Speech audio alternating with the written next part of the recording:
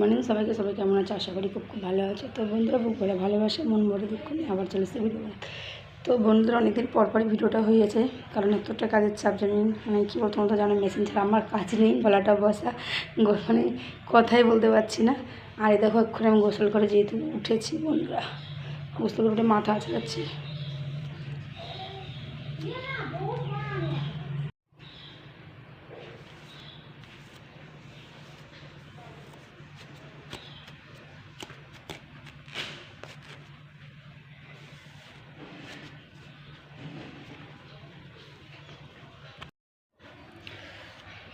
তো দেখছে গোসল করার পর বন্ধুরা মাথাটা একটু আঁচড়ে নিয়ে আগে,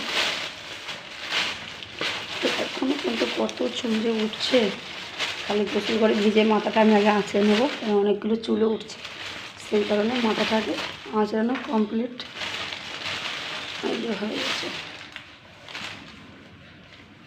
ব্যাস ব্যাস ব্যাস। তো বন্ধুরা, সময় প্রচণ্ড ঠান্ডা জল দিয়ে আমি গোসল করি, কারণ গরম জল দিই না। চুল দেখো কতটা করে যে চুল উঠছে, সে কথা মাথা পর নিয়ে মাথা হয়ে গেছে আমার, আর কি বলবো বুঝতে পারো।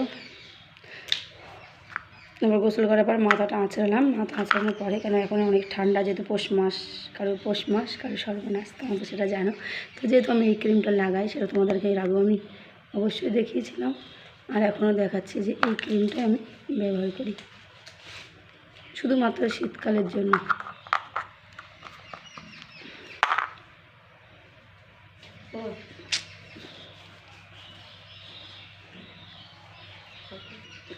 দেখছে বন্ধুরা, আমি শীতকালের জন্য লাগালাম, আর এখানে দেখছি হালকা কালারের লিপস্টিক ঠোঁটটা লাল করার জন্য দিয়ে রাখি।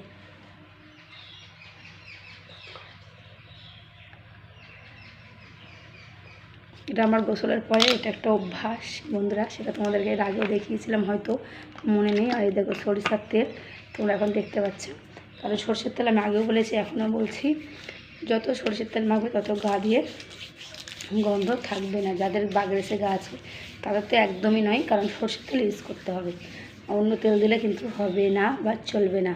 তবে আমি আজকে এই পর্যন্ত দেখালাম, এরপর আমি সরষের তেলটা কোন কোন জায়গায় মাখি, কোন কোন জায়গায় লাগাই, অবশ্যই তোমাদেরকে আমি শেয়ার করবো বন্ধুরা, আর দেখাবো। তার আগেও বলবো যে আমার সরষের তেলটা খুব ফেভারিট একটা জিনিস। তো বন্ধুরা, যাই হোক, আমি সরষের তেলটা যেহেতু ইউজ করেছি, তোমরা পারলে করতে পারো। তো যাই হোক, আমি এর আগেও পরে কোন কোন জায়গায় সরষের তেল লাগাবো তোমাদেরকে এই নিয়ে একটা ভালো ভিডিও দেবো। তো সেদিন আর আমি এই ড্রেসে নয়, একবার শাড়ি পরে ঝিকঝাক হয়ে তোমাদেরকে এই ভিডিওটা অবশ্যই দেবো। তো বন্ধুরা, ভিডিওটা কার কতটা কোন অংশে ভালো লেগেছে অবশ্যই তোমরা আমাকে কমেন্ট করে জানিও। আর কি বলবো বুঝতে পারছো, ঘরের সামনে দিয়ে ট্রেন যাচ্ছে, ট্রেনের আওতা তো তোমরা এখন সবাই বুঝতেও পারছো বন্ধুরা। তো বেশি বড় ভিডিও না বানিয়ে এখন ছোট ছোট ভিডিও দিচ্ছি, তো বন্ধুরা সবাই দেখতে যাতে সবাইকে সুবিধা হয়।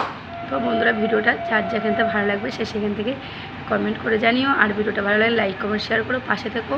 আর কি বলবো, তোমরা পাশে আছো বলে মুখে একটা বর্ণ বাড়িয়েছে আমার, তোমরা এখন আমার পাশে আছো বলে আমি আগাতে পারছি, তোমরা পাশে না থাকলে কিছু করতে পারতাম না।